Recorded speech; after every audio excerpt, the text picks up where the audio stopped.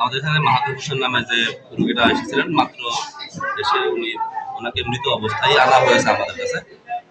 ওনার সাথে যারা এসেছেন তাদের ভাষ্যমতে রোগীটাকে সকাল 8টার সময় সাপে কামড়ায় এবং ওনারা এরপরে ওঝার কাছে চিকিৎসা নেয় গত 5 ঘন্টা যাবত। এরপরে ওনার যখন দেখা যায় কোনো রেসপন্স পাওয়া যাচ্ছে না, এরপরে ওনারা আমাদের কাছে নিয়ে আসেন এবং আসার পরে আমরা ওনার আর কোনো জীবিত থাকার কোনো লক্ষণ ওনার ভেতরে আমরা পাই না। ওনার পালস, প্রেশার, হৃদস্পন্দন কিছুই ছিল না এবং আমরা ইসিজি করেও ইসিজিতে দেখি যে উনি আসলে হাসপাতালে আসার আগেই মারা গিয়েছেন। হ্যাঁ, এই ধরনের রোগীগুলোর জন্য সরকারি হাসপাতালে আমাদের অ্যান্টিভেনম সাপ্লাই থাকে। হ্যাঁ, তো যদি রোগীকে সময় মতো আনা যায় তাহলে অ্যান্টিভেনম দিলে বেশিরভাগ রোগী বেঁচে যায়। ওঝাদের কাছে যেটা নিয়ে যাওয়া হয় এটা আমরা বলবো যে প্রতারণা, কারণ বাংলাদেশের বেশিরভাগ সাপ আসলে অবিষাক্ত। ওরা ওই রোগীগুলোকে ভালো করার নাম করে রোগীদের সঙ্গে এক ধরনের প্রতারণা করতেছে।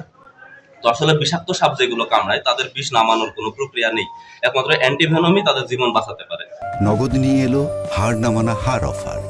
সর্বনিম্ন 10,000 টাকা রেমিটেন্স নগদে পাঠালে থাকছে স্বর্ণের হার জেতার সুযোগ।